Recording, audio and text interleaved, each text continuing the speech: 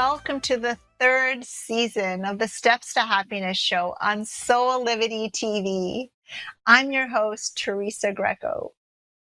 For those of you that have been following the show, welcome back. It's great to have you with me once again. For those of you that are new to the show, let me tell you a little bit about me and what you can expect from this season of the show. I'm a certified happiness life coach, a 3-time best-selling author, and the editor and senior writer at 2 Canadian magazines from Toronto, Ontario, Canada. I'm a Reiki master, public speaker, educator of over 20 years, and an educational technologies consultant. I'm also the founder of a personal development company that mentors others about achieving their own personal happiness and fulfillment. I believe the core of who we are, our essential nature, is love, peace, and happiness.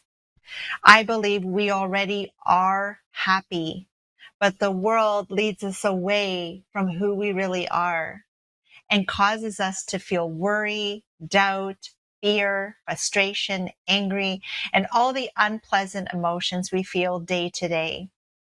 So it's important that we become familiar with the very simple practices and principles that can remove the blocks that are preventing us from feeling the love, peace, and happiness that is always there within us to feel.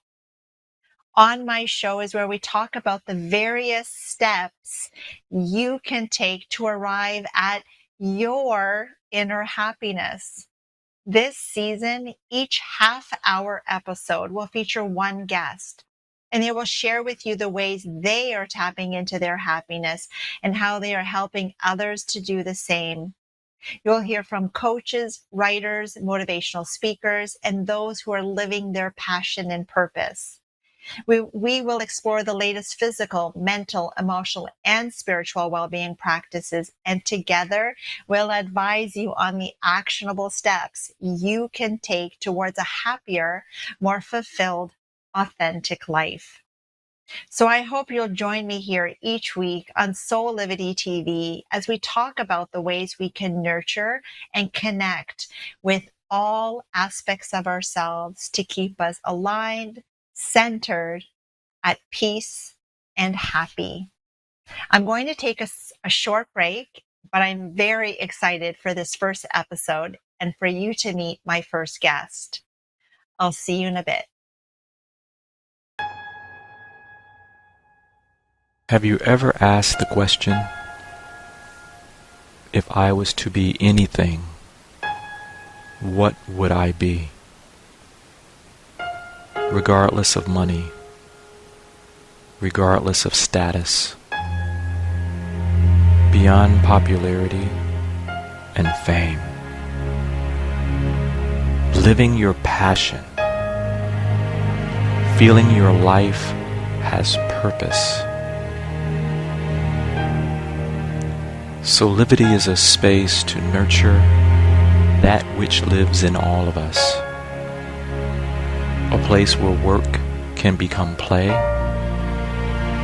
and doing what we love creates the dreams of a lifetime.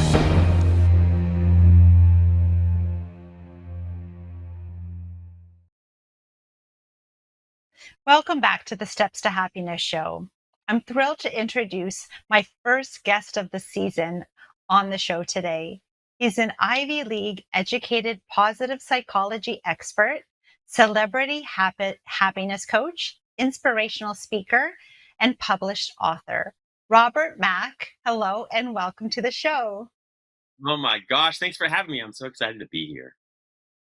And it's such a privilege to be in the presence of another happiness expert. So that's why I was so excited that you could be a part of the show and be my first guest, actually. Oh, I love it. I love meeting like-minded, sort of like-hearted people in the world. Yeah. Not a whole lot of us, actually, in terms of the happiness coaches. There are? There aren't a whole lot. There are? Not a No, whole lot of no. happiness in the world there, no. Yes, I feel like that. Now, Robert, you've written 2 best-selling books, Happiness from the Inside Out, and your latest one entitled Love from the Inside Out, both beautiful titles. I would love it if you could talk more, though, about happiness from the inside out, because that's very much in alignment with the show. So if you could share a little bit more about that book with us, please. Yeah, so happiness from the inside out really began in my personal journey, really. When I was a kid, I was the unhappiest, most stressed out, anxious, sort of self loathing, self hating kid I think I have ever known. And I remember being that way since the age of about 6 or 7. And I always thought I'd grow out of it. You think you'll make friends, maybe I'll have a girlfriend one day and I'll become a professional basketball player. That was my dream, and maybe I'll make great money and eventually just grow out of my unhappiness. But that didn't happen, at least not right away. Instead, my unhappiness deepened, my depression deepened, and I got to a place where I was seriously suicidal. So, despite having a great corporate job, despite having lots of friends, a beautiful girlfriend, lots of health, a happy family, I just continued to spiral until I was experiencing suicidal ideation. In other words, thinking about suicide dozens and dozens of times a day. And so I decided I was going to do some research. I couldn't take it any longer. And I looked up all the ways that I could kill myself. And I decided I was going to slash or slit my wrist. So I went to the kitchen, I got a steak knife, and I dug it into my wrist. And what happened next was so unpredictable and inexplicable that it's hard to put words to it. But for no good reason, without anything in my external conditions or circumstances changing. Meaning I had a really fantastic life, but I still felt very empty and depressed on the inside. Despite none of that changing, I felt this limitless love and inexpressible peace and sort of ineffable joy, the kind of which I had never experienced before. And so it was really strange to me. You don't expect that when you dig a knife in your wrist. But that moment, I decided I was going to postpone the suicide for like 5 or 10 minutes.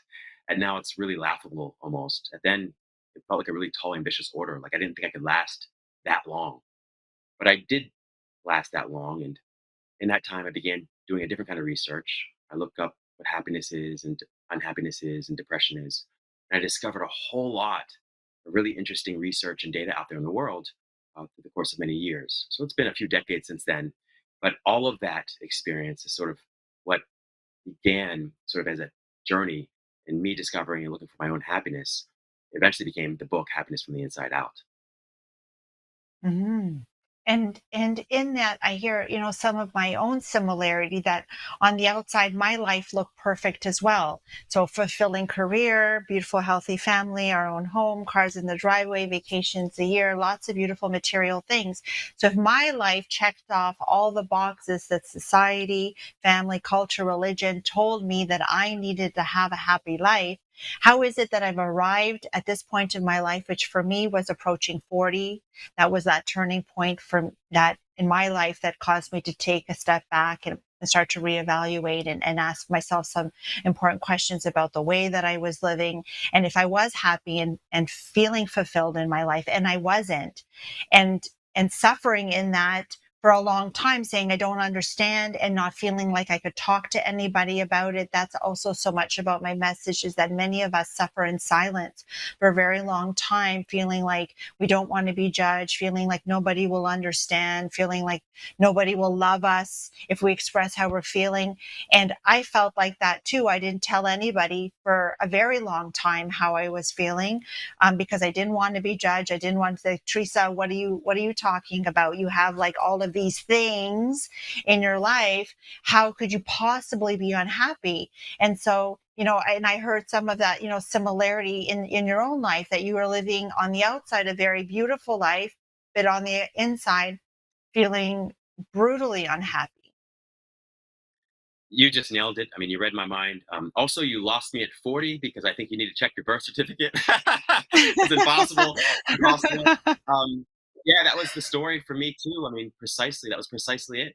I did everything I thought I needed to do or should do to be happy. And mostly for me, that meant being successful relationships, successful job, successful financial conditions, successful friends.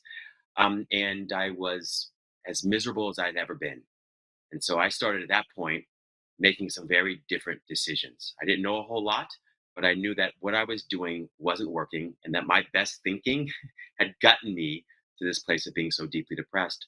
So I don't know if you remember, but back in grade school, we occasionally had something called opposite day, where you did everything the opposite. And so I sort of applied that to my life. It was very elementary, sort of Mm. primitive way of making changes in my life. But I said, hey, I don't love this corporate job. I got to find a way out of it. This relationship is really unhappy, although she's incredible and she's beautiful and wonderful and brilliant. But it wasn't right, I think, for either of us. So I should probably find or make a different decision there. And I should change the city that I live in. I was living in Philadelphia, a great city, but cold, and wasn't really an ideal place for me to be. Moved to Miami. So I started making all these decisions. So at first, it was a very sort of rough and raw and rugged kind of approach to happiness. And as I continued along that journey, I discovered there were so many other changes that I could make that went a lot deeper than that and that were a lot more Mm. sustainable and lasting and meaningful and abiding in terms of the results I could get with respect to happiness. And so in your book, you have discussed 8 tried and true principles for realizing unconditional happiness. And I think that that's really important, especially in during, us coming out of the pandemic, that a lot of people felt that because they weren't able to go certain places and do certain things, and the things that, they thought made them happy, now I can't participate in that. So how can I be happy? Now, recognizing that happiness goes with you wherever you are, and that I was equally happy sitting on my back porch looking at what may have been could look like the boring backyard, but I actually discovered lots of beautiful miracles in my backyard, and a heaven on earth by really being more so in the moment and present to my life, instead of trying to maybe, a lot of us distracting ourselves with thinking that we have to go to fancy locations and spending lots of money to, dine at certain restaurants, or flying, to certain, whatever those distractions might be, that they are just that, and that recognizing that we don't need those things in order to tap into the happiness that we really are on the inside.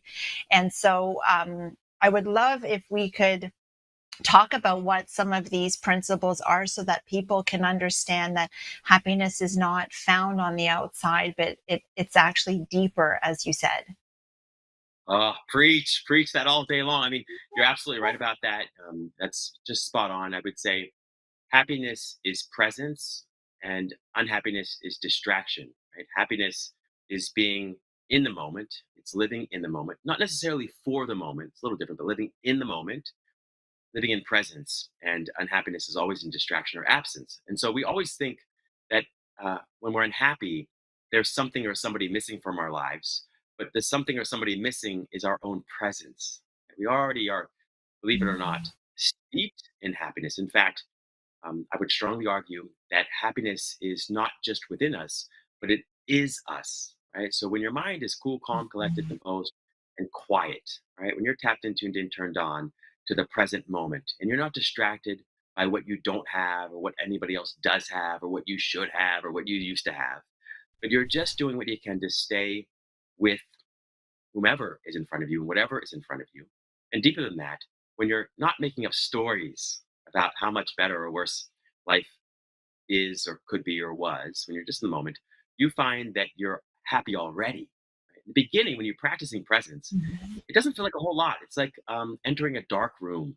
And at first, you're sure there's nothing inside there in that dark room. But as you stay in the dark room for a period of time, your eyes start to adjust and you realize there's more light in there. And then you might find out the room is full of all kinds of treasures. And that's the experience of happiness to a large extent. So, happiness is presence, unhappiness is distraction.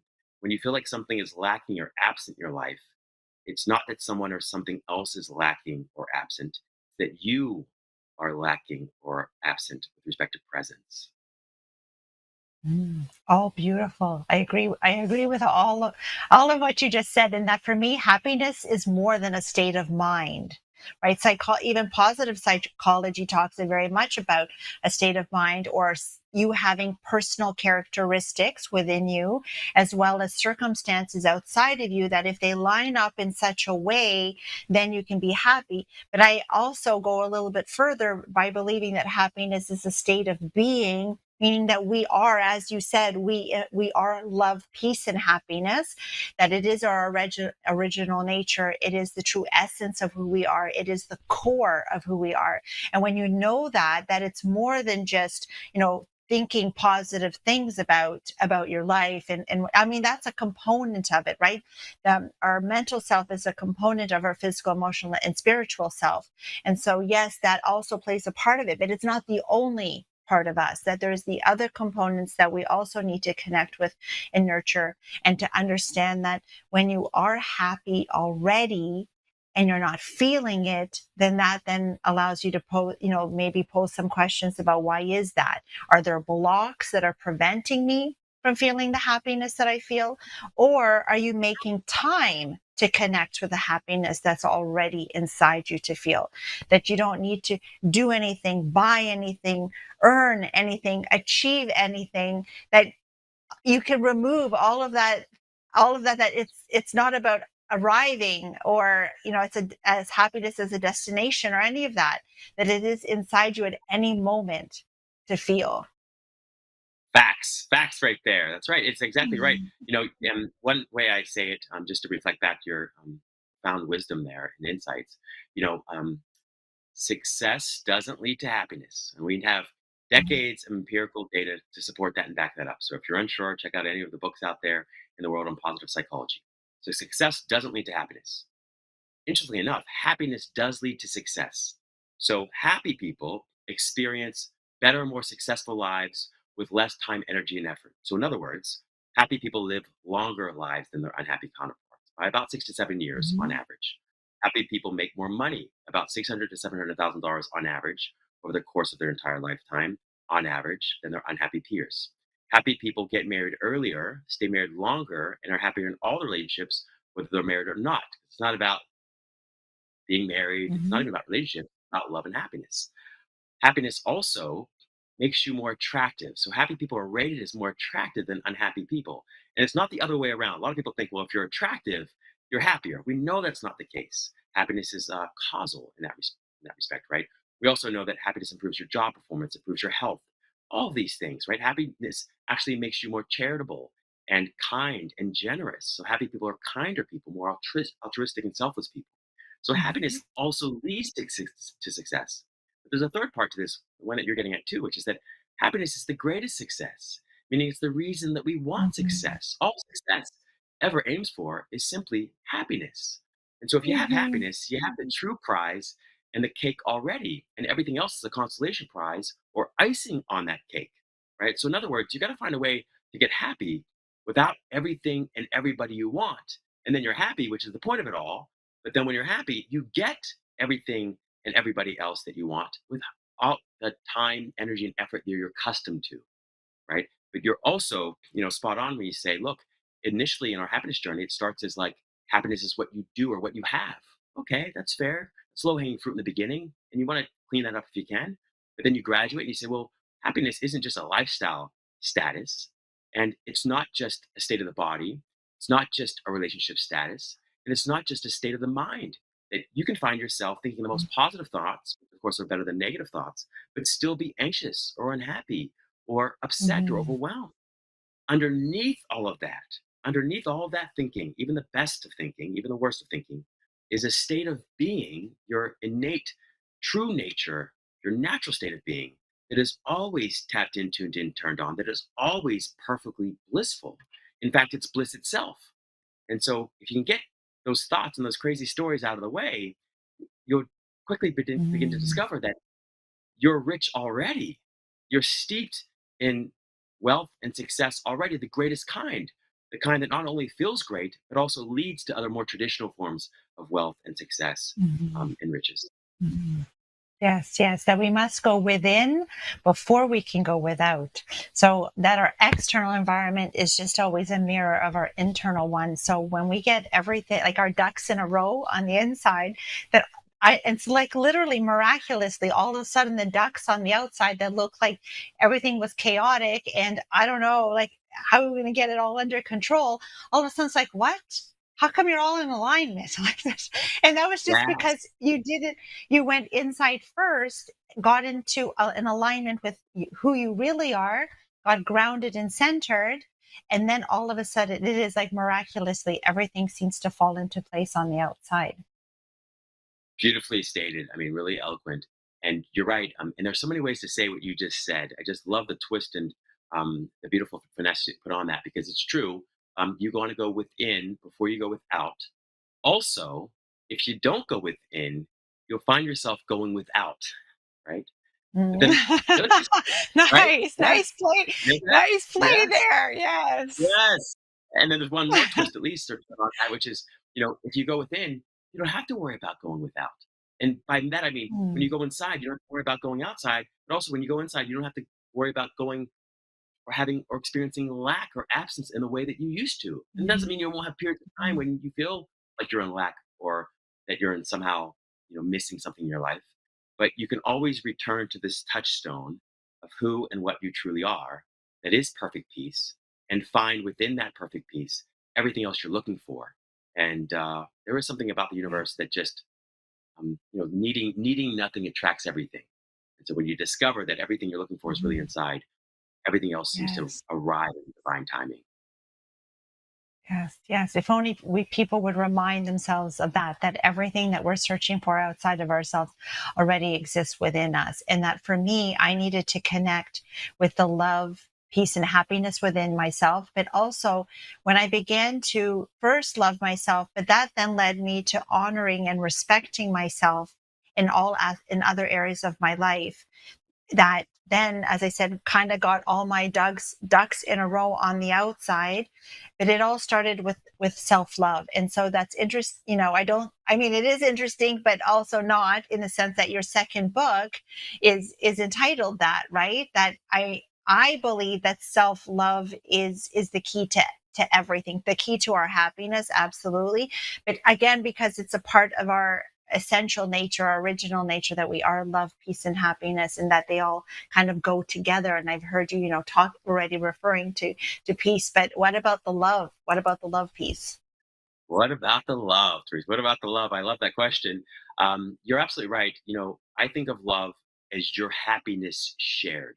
So, like a rain cloud, when you're full of so much joy and peace and self-love that you can't contain it. You just selfishly filled yourself up with so much peace, love, and happiness and self-love, or notice that you're already full of so much peace, self-love, and happiness.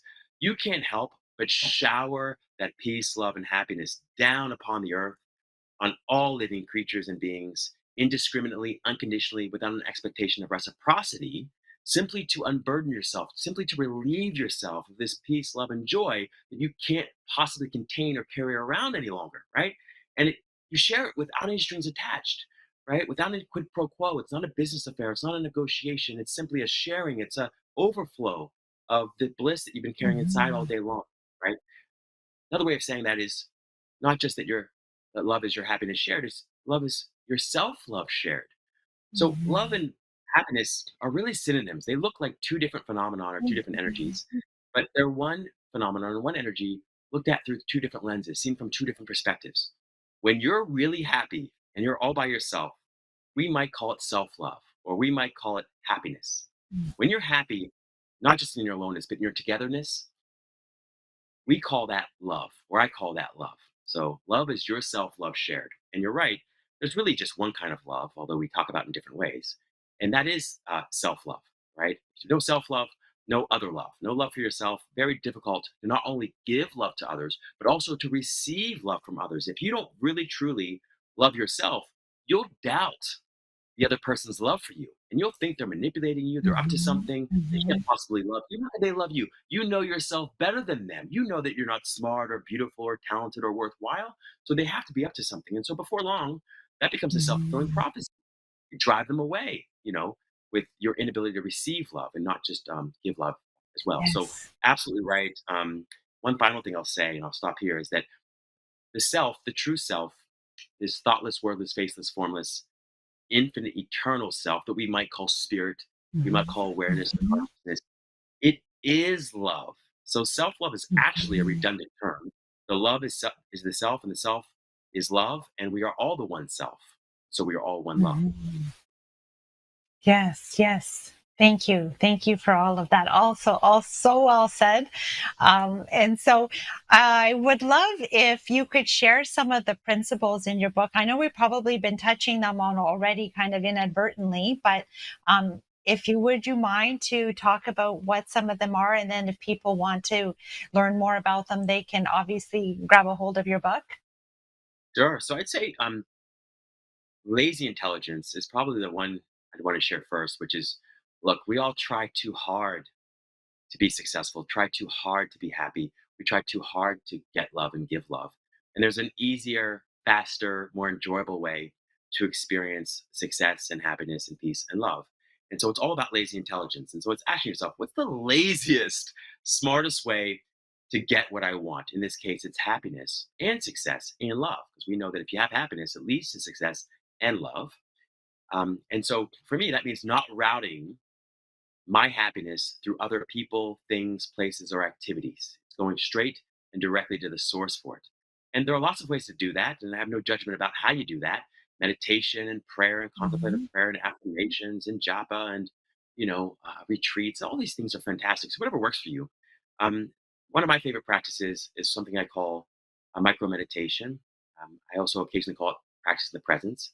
But a micro meditation is simply one breath that you enjoy for its own sake while pretending it's the last breath or last moment you have on this earth or on this planet. So hopefully you and I will both Mhm. live 100 years in these beautiful human costumes, and that'd be wonderful. But we also might only live another 5 minutes or 5 seconds. We genuinely don't know. And so with that recognition in mind, we want to take one deep conscious breath in through the nose and out through the mouth, with the only goal and intention being to let all our thoughts go and to simply enjoy this one breath and juice it for as much joy as humanly possible. So the idea is, if you can do that as frequently and consistently as you can remember, you'll discover that in about 22 to 66 days, you'll start to do it automatically and effortlessly. But it really ties back to the presence. It ties back to self-love, and it's the laziest, Mhm. smartest, one of the laziest, smartest of ways to access this infinite well or pool of happiness that always exists, not only within you but as you. Mhm. Yes, absolutely. Love that. I'm going to and I believe that too, that if every day we could think of if this was our last day on earth, how would I want to live it? And there's sometimes that, I get down on myself about like, oh, I went on the scale in the morning and I was a couple pounds up and oh, I'm feeling bloated. My pants were tight. And now it's like, oh, you're not feeling good in your skin. And it's like, it's ruining my day. And then I have to stop and say, wow, if I was about to get into an accident right now, and this was my last day, and now I'm on the other side, and I'm like, is that how you were living like your last moments on earth, complaining that you were like a couple pounds up on the scale? Like, no. So if we can, remind ourselves at a couple, different points during the day to say that if this was our last moment, is what I'm worrying about, is what I'm feeling down, is what I'm like critiquing myself or sabotaging or any of these things that are creating that feeling of unhappiness in that moment. But it's that's the other thing that I wanted to also point out in what you said is the understanding that happiness is more than just a feeling, right? That it, as you said, it is us. And so although our emotional self lends itself to us to that feeling of happiness, it even goes beyond that, right? That the feeling of happiness, when we think of it as an emotion, is fleeting. That when things outside of us are going right, oh yeah, I'm happy, I'm feeling so good. And then when all of a sudden now, we're sick, or, there's been a death or whatever it is, now I'm not happy and it's gone. No, it's not gone. It's just that we're not maybe, going in deep enough to really to connect with that true essence of who we are, that we as and I that's why I loved what you said, that we are happiness already, because I say in exactly the same words. So thank you for that. You're welcome, and you said it. Um, so it was so poignant what you shared there. I just wanted to highlight and reflect back some of the wisdom there to unpack, because to make sure people heard it all. Which is like, um, there's never a lack of love. There's only a lack of awareness of the infinite love and the Mhm. ever-present love that always exists within you and around you. There's never a lack of happiness. There's just a lack of awareness of the happiness that you're already steeped in. And there's never a lack of Yeah. abundance. You're always infinitely, eternally steeped in abundance. And it's just a lack of awareness. And so, to that point, happiness and love, too, is not a state of mood. You're right. It's again a state of Mhm. being. So that even within, above, beyond, below, between, even your unhappiest or seemingly unlovable moments, you are steeped in the peace, happiness, and love that you're essentially chasing or pursuing or looking for in something else, including a few fewer pounds. Right? So if you could sort of go right for that, if you could go for feeling, but we'll call it feeling better for now. If you could just go for feeling better. And another way of saying that is feeling in to the peaceful aliveness that already exists within your body. So it's kind of like watching a movie. We're all watching a movie in a movie theater, big 40-foot screen. We get caught up in all the images on the screen. We get carried away in emotion, excited, sad. The reality of the movie is not the screen or not the images across the screen, but the screen itself.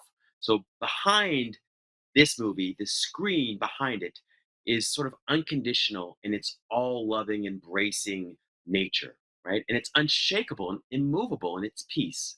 And it's an alive kind of peace. Well, that screen is within you. Screen essentially is you.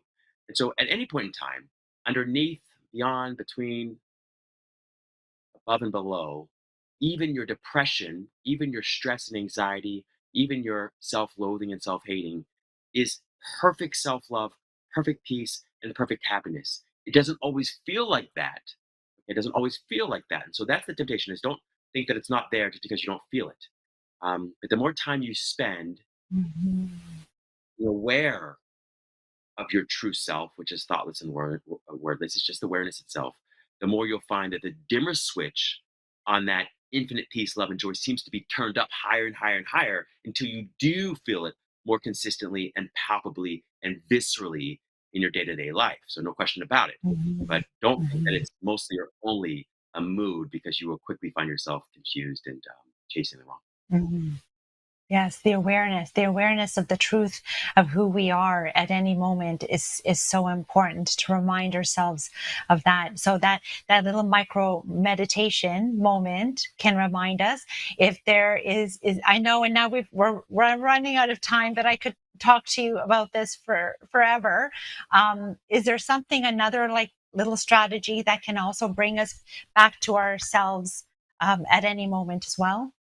Yeah, so I'm going to share something for those folks because I remember in my journey, different things resonate with different people. And I'm a firm believer in telling better feeling stories based in truth. So sometimes going to this place of perfect peace where there are no thoughts and words for the joy of it alone can feel like a really difficult and tall task. Instead, what's also useful in either conjunction or instead of practice of the presence or micro meditation is just telling a better feeling story based in truth about everything and everybody in your life, starting with yourself. So instead of betting thoughts and conversations with yourself and others based only on whether or not it's true, it's a trap. Lots of things are true, but focusing on it won't make you feel better and it won't make you do better. If instead you can vet thoughts and conversations with yourself and with others based on whether it was true and supportive and constructive to you feeling what you want to feel or achieving what you want to achieve, that would also get you there. So, in other words, let's say it's raining outside. Now, one story is that it's a bad day. That's a story that's not very supportive or constructive or helpful. There's another story which is, gosh, I love the sunshine so much and I love rainbows so much. And these days when it rains can be tough.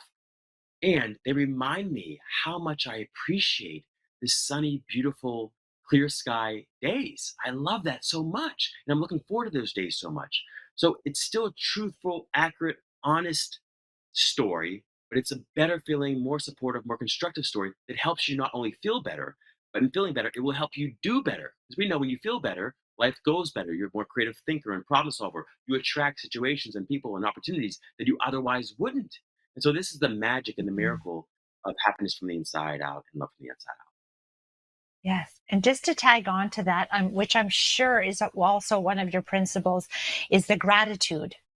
in all of that, right? To say, but like yesterday it was raining here as I was walking into the gym, and my first was like, oh no, my hair. But then I was like, oh, but I love it. Those moments that I've been in the rain, and I love the smell in the air right now. And then it's like, who cares about my hair is going to be? I'm like, oh, I actually love the feeling of the little sprinkles of the raindrops on my skin. And I'm like, And then it was just like the whole thing at first was like, oh no. But then it was like, oh no, like this is actually great. And then as you said, I was like, I know. And I'm so lucky that we have these days of rain here, but then it doesn't rain all the time here, that we have, this beautiful mix of sunshine and rain. And like I was, recently in Italy, and they get no rain there. And in turn, and in California too, right? There's those times that you don't get no, and then there's fires all the time, and I'm like, oh no, like this rain is actually fine, and we're so blessed to have this rain. So it's like so weird that if you start to just stop and change your point of view, change your perspective, coming to a place of gratitude and understanding that there is a blessing in everything, but we have to look for it and be more conscious of it. And it changes our mood immediately. It does. I mean, gratitude makes you a magnet for miracles of all kinds, both Mhm, subjective on the mhm, inside and objective on the outside. Okay. Um, the challenge that most of us have, and I know I had this challenge because everything I'm talking about today, I was a poster boy for the opposite of, right? I was a person who wasn't grateful or tried very mhm, hard to be grateful, but struggled. So, a couple things I'll say. Um, first and foremost, it doesn't matter how valid you are in feeling what you're feeling. There's nothing wrong with you feeling the way you feel. It's unhappy, it's stressed, anxious. In fact, that's the first step is acknowledging it and accepting that's where you are. Nothing wrong with that. No shame in that. Um, and mhm, you can be as valid in feeling what you feel as anyone else is. But to continue to feed those feelings by not being mhm, grateful, or by mhm, focusing on the worst of things or the worst within yourself, will not only make you feel worse, it will make you do worse. Okay, so it doesn't matter how valid you are, you're still messing up your future and your present by focusing on mhm, what's not going well in your life or within yourself. Okay? That's very important. The second thing is with gratitude, to your point, start with a low hanging fruit. I remember in the beginning, I was keeping a gratitude journal and I was driving myself nuts. I was trying to be grateful for these big things that I just couldn't be grateful for. It's like I should be grateful for running water and clean air and mhm. clean water and a refrigerator, all these things I couldn't. But what I could very easily be grateful for was like beautiful women. I had no problem with being grateful for that, or really wonderful music, or like, great car, whatever it Mhm, was. Okay. So sometimes it felt very superficial. And I would judge myself and then move away from those things. But I realized that it's all to be appreciated, it's all to be enjoyed, it's all to be embraced. Start where you are. Whatever it is that you feel love for, or interest in, or curiosity about, or gratitude for, it's okay. Start there. And then in time, I promise, you'll begin to experience this snowball effect and it will build momentum. And then before long, everywhere you look, you'll find something you love, and that's a huge key mhm, with the self love part mhm. too. Don't try to love seemingly unlovable characteristics about yourself right away. Start with a Yeah. really easy, low hanging fruit. For me, it was just like, I'm trying to love myself. That's all I had in my self love journal for the first couple weeks over and over again. But then eventually, as I practiced that, I got really good at that. And then I looked back and I started seeing other Mhm. things I love because it becomes contagious. Yes, yes, absolutely. It's the same thing with affirmations, right? Some people are like, "Well, they don't really work," but it's if you're creating an affirmation that feels very far away from how you feel right now, like to say, "I am beautiful," but you're not feeling that. I had a guest on the show that said, "I started with the little things about myself that I thought were beautiful, like my eyes." And she had like beautiful blue or green eyes. And so she just started with that. And she's like, oh, and I really love my nose. And I really love like how my hair feels. And so it was like, that it was such a big stretch to go to, and that's why I think affirmations, if you're not really feeling into it and really believing it, they feel like they don't work. But I think it's like, how we use them, in the same thing, that low hanging fruit analogy, we could use it for, I feel like, oh yeah, I could talk about that in this way, in this way, in this way, that it ties into like so many things, and a way that we could approach a lot of different things. Now, Robert, just before we leave today and you tell everybody about how they can find out more about you and get your books and connect with you after the show, I have this dying question that I've been wanting to ask since you said it at the very beginning of our interview today, was that moment when you were about to cut your wrist and you felt this very warm and loving presence around you that stopped you in that instant. What do you now know and believe that was? So that has taken me 20 years to properly understand, integrate, and weave into my life.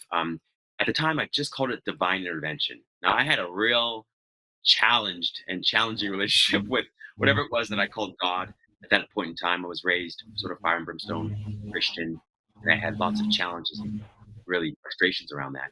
So I'd gone away from that for a while. But in that moment, the only thing I could really call it was divine intervention. Now, after many more years of work and study and living, I've discovered that it was just me getting a taste or glimpse of that thoughtless, wordless, faceless, formless, infinite, eternal, non physical energy you might call spirit or God, source, life intelligence, that we all ultimately are, and that we all are ultimately one with. It was like finally, for once in my day in my life, the clouds parted, lightning struck, and the space that opened up was the presence of God or life or love or happiness, which are all really synonyms, right? That's what happened. I just got out of the way for a moment. And strangely enough, it was in contemplating my death that brought me to a deeper felt experience of life, like life with a capital L. So, yeah, that's the way I understand it now. I'm so thankful that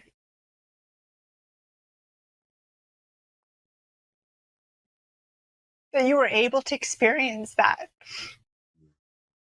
in that moment, that it was, as you said so beautifully, this part of who and what you really are, and that we're all connected to.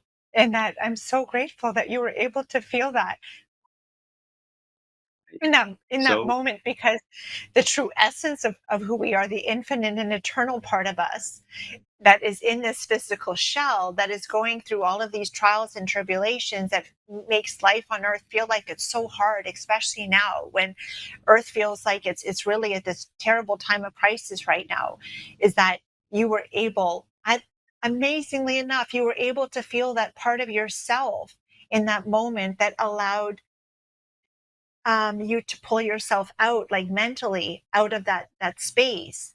So thank you so much for sharing that. And it's like this entire interview, I'm like, I need to know, what do you feel? And I felt, I know the same thing as you did, but I'm like, I was waiting for you to say it. And I'm so thankful that that's what it is. It's that the God self in all of us, and whether you want to call it God or universe or spirit, or, whatever you want to call it, doesn't matter. But it is real, and it is a part of us, and that we don't always connect to it, or we think it's weird and woo woo, and we create other words like gut instinct and intuition to almost like try to avoid it. But it is a real part of us, and we need to start talking about it and acknowledging it, and not disguising it. oof, you just absolutely crushed that. Um, you have etched an indelible mark on my heart, my soul. Truly, Teresa, I appreciate you so much for what you shared there, the way you shared it. Um, and I received that fully. I'm an empath, so if you start tearing up, I'm gonna just be nothing but a puddle.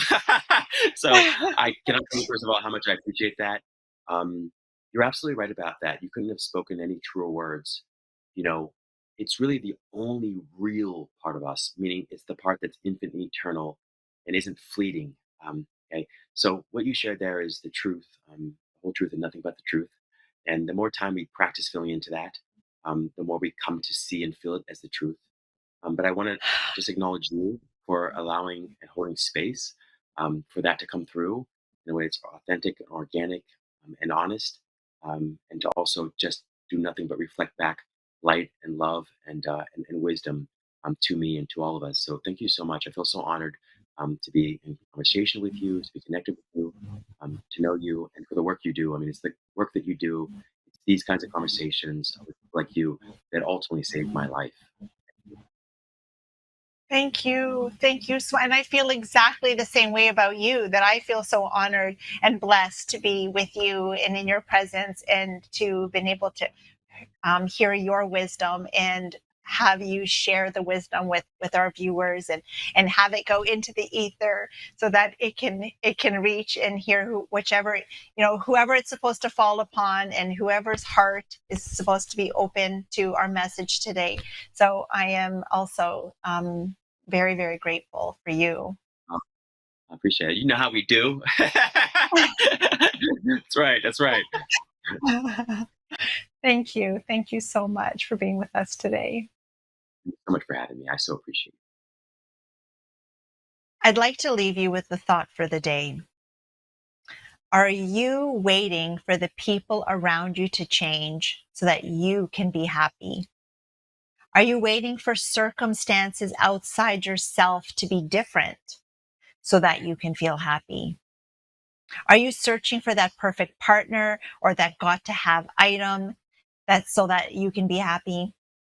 Do you think that you'll feel happier once you achieve that promotion at work or that goal you've been working towards? I'm here to get you to reflect on what your present definition of happiness is and whether you believe it's an inside job. We are conditioned to believe that happiness exists outside of us, in our possessions, positions, titles, degrees, relationships, and experiences. However, when you realize that happiness is your essential nature, it's who you really are, then you can give up the search for happiness outside of you. You now know that you don't need to achieve, earn, find, wait for, purchase, or pursue anything to be happy. Yes, you might feel temporary pleasure when you get that promotion at work. You find that love relationship, you go on that vacation, you get that sports car. But you'll realize that once that feeling of pleasure wears off, you're left feeling unhappy and looking for the next thing to make you happy again. That's because those are examples are talking about pleasure and not happiness. True inner happiness is unwavering and is always there to tap into. And if you're not feeling happy, then there could be blocks that are preventing you from feeling the happiness at your core. With my guests, we will look at the blocks while also emphasizing the importance of making time to connect with the happiness within you. The Steps to Happiness show is all about sharing the ways that we can nurture all aspects of ourselves, our physical, mental, emotional, and spiritual self, so that we can come home to the love, peace, and happiness we are at our core, to live the happy life we came here to live. Thank you for joining me today, and I look forward to being here with you each week on the Steps to Happiness show with Teresa Greco.